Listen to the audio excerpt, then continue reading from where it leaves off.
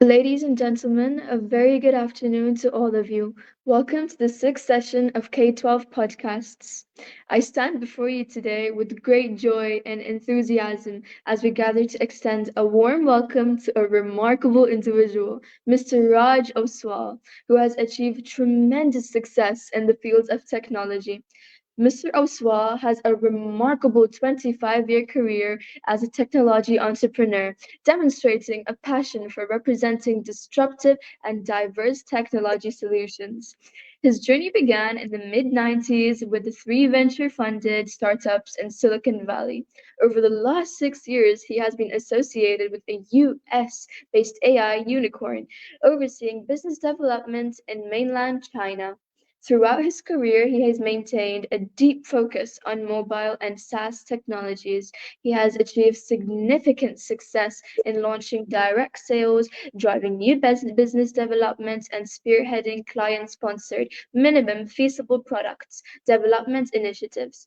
Mr. Raj's extensive network, both within the technology industries of the US market and the emerging international market of India, has played a crucial role in forming revenue bearing connections. His efforts have contributed to a market creation with the evolving landscape and the new economy.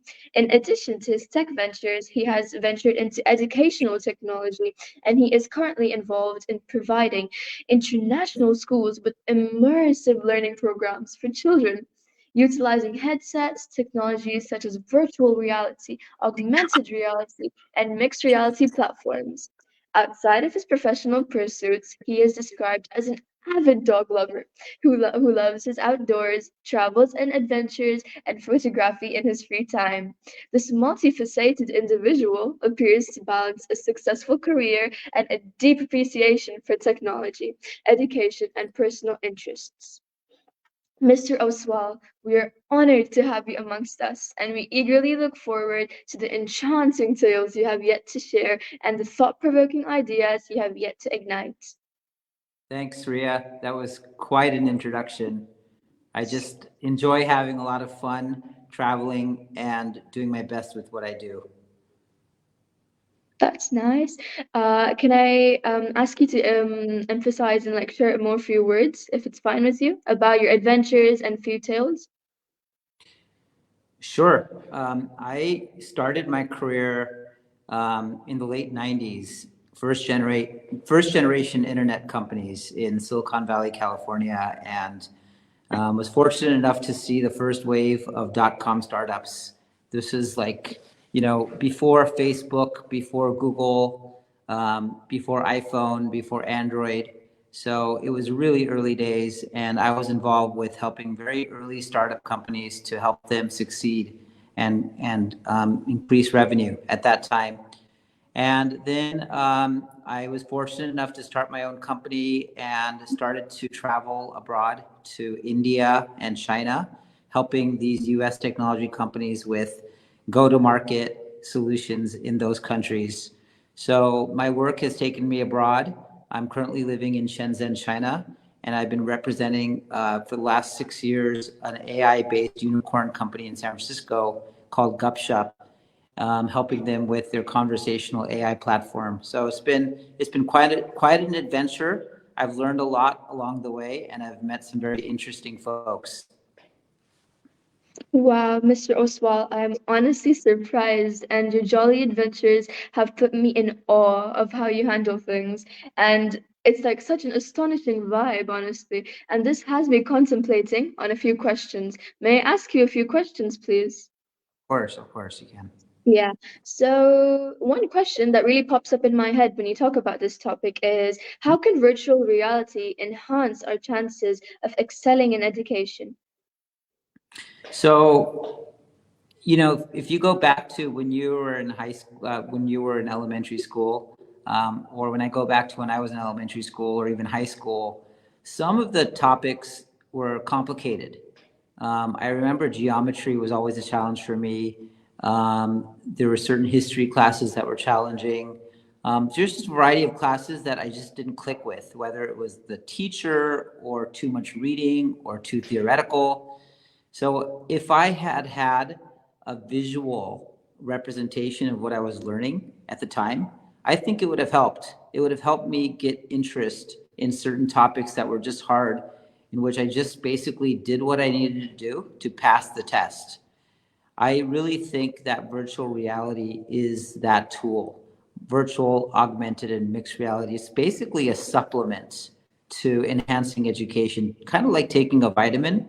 When you take a vitamin for a professional workout, for example, you're supplementing your health. The same thing here. We're not replacing education, we're augmenting education with visual experiences to help understand better. Wow, I think I need to take that supplement one day. Okay, Sure. Mr. Raj, we have students who are watching this podcast live, and I am asking this question on their behalf. Can augmented reality help make complex subjects more engaging? Absolutely. Take physics, for example. We've all learned things like Newton's law. And again, some of these concepts and equations are very abstract. But imagine you were standing on a planet in virtual reality and you were able to jump up on the moon and experience gravity. And that experience would help you to start understanding things like Newton's law, force, mass, acceleration, so on and so forth. So complicated subjects, photosynthesis is another example. If you could start to kind of visualize the whole process, be in the process of photosynthesis as opposed to just reading about it, that would definitely make the subject much more engaging because you're almost like you're experiencing what you're learning. It's not just about reading a book again, but it's experiencing these subjects in a very engaging way. Having spoken about these subjects and I feel like the obstacles in understanding things, what are like few of the obstacles, or you could say hurdles, whilst visualizing virtual and augmented reality in ongoing physical and online classes? Well, any new technology in its infancy will have obstacles. It's an early adoption of a product right now. I'd say virtual reality, augmented reality, mixed reality is at the cusp of becoming mainstream with companies like Apple and Microsoft and ByteDance launching their own versions of immersive reality. But there are challenges. It's a version 1.0 product. So a lot of folks complain that you feel dizzy. Sometimes you can have to deal with having to create a lot of space in the classroom to support this. Headsets can be expensive.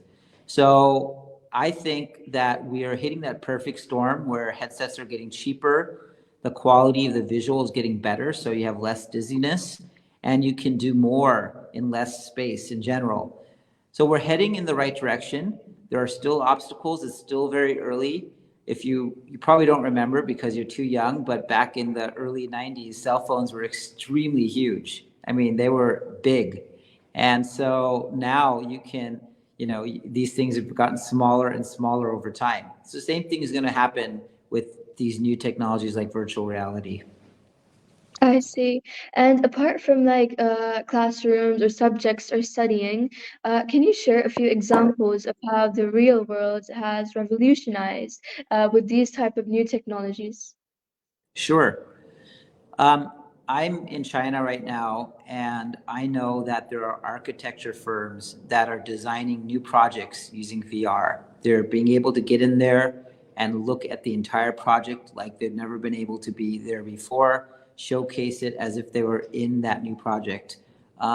You can design automotive vehicles. You can start to go into a factory and do safety training so that you don't have to actually deal with that dangerous training on site.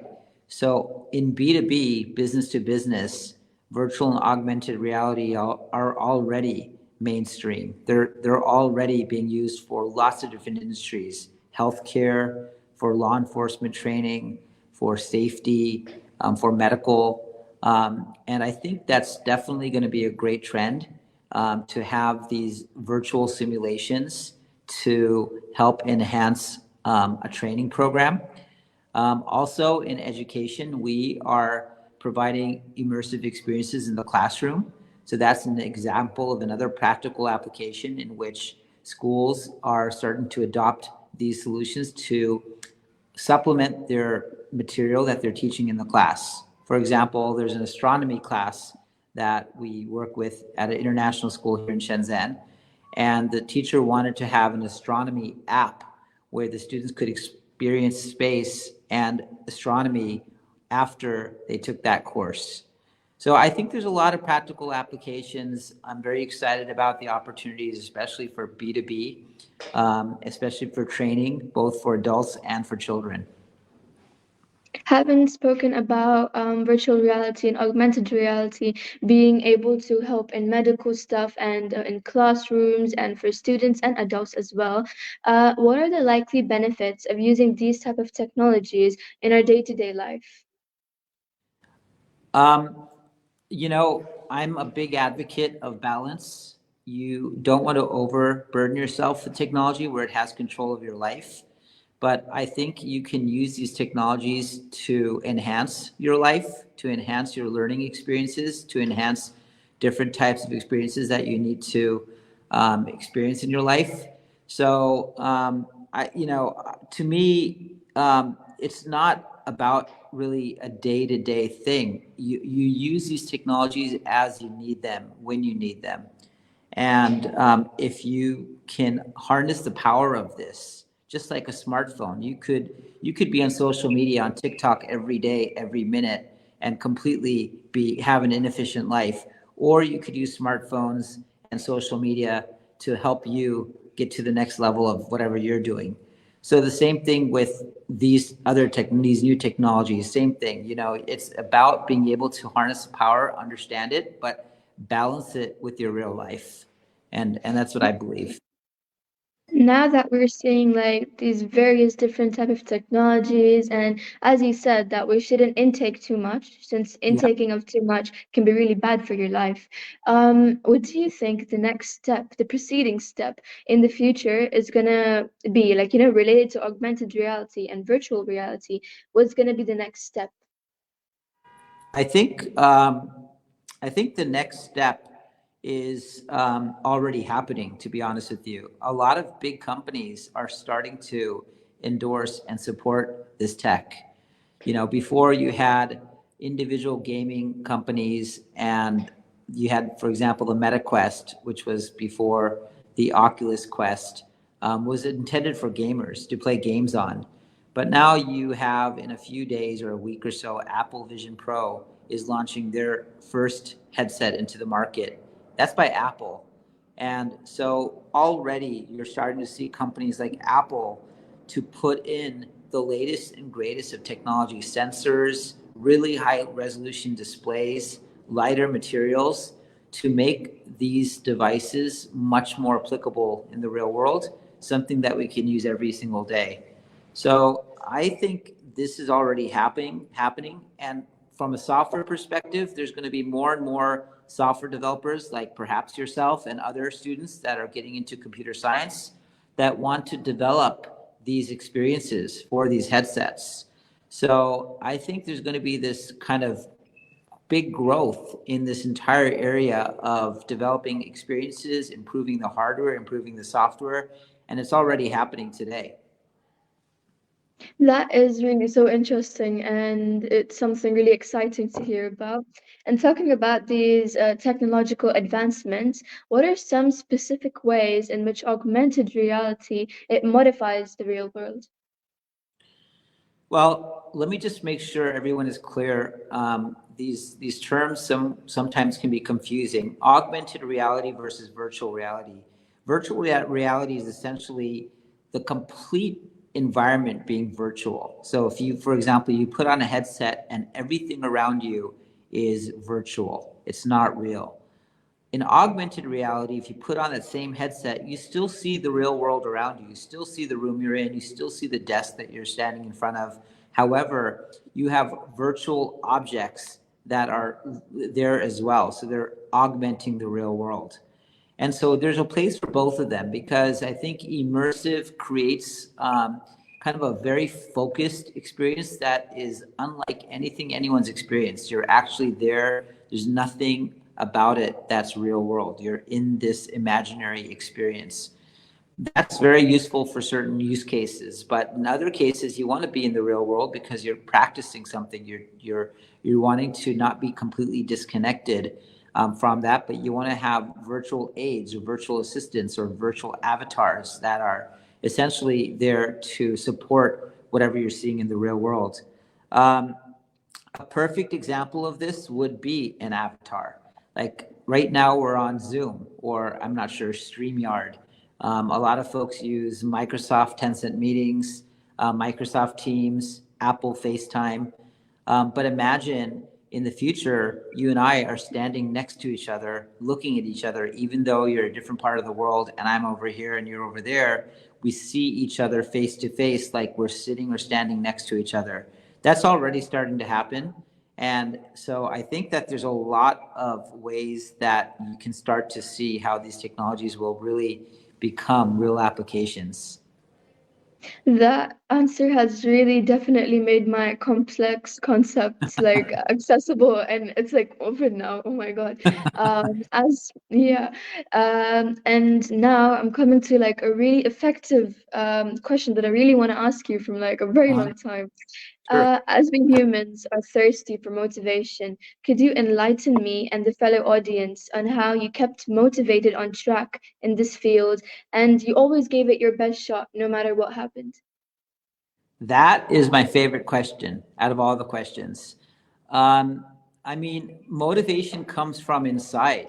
You only do things you want to do and only do things you love to do.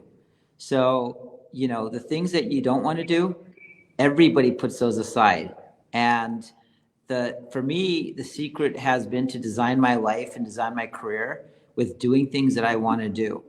Now, to go a little bit deeper, I think it's really important that one understands their strengths and their weaknesses. Everybody has strengths and everybody has weaknesses.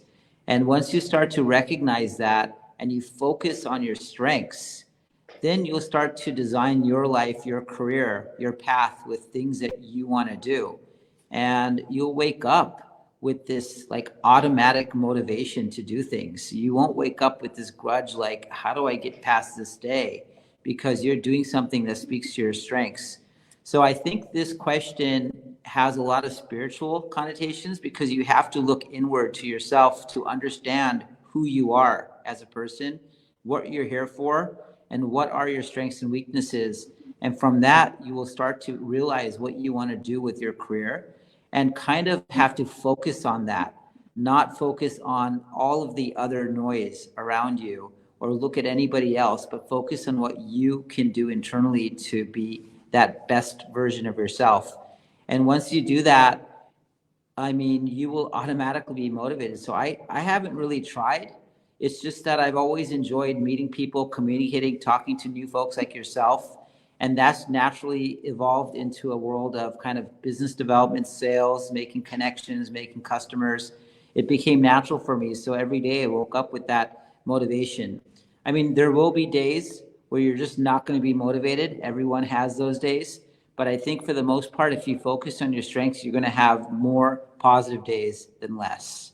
So that would be my answer there. Wow, honestly, sir, that has made me like have a whole new different perspective.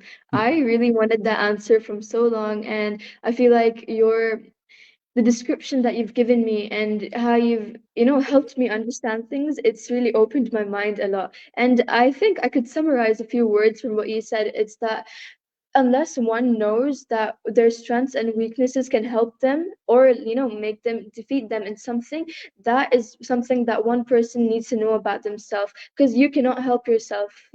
Nobody can help you, and then you have to be the only one who helps yourself. And your Absolutely. mind, your mind, it has an on and off button.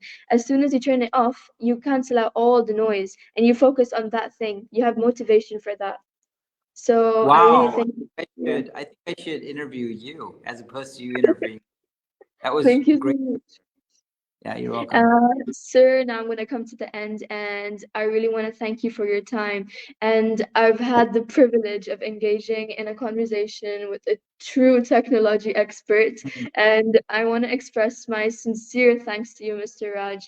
And you were really generous in like sharing so much information. Thank you. And this expertise, I think it's going to help me in my future life, inshallah, and it's gonna ever evolve the world of technology. And I surely have grasped a handful of expertise today in the field of technology. Thank you once again. Thank you. I mean, it was my pleasure. I love working with kids. I think education is extremely important for the future. So anytime I can give my little part to help out, it feels good. It motivates me. So you're welcome. Thank you so much. Thank you.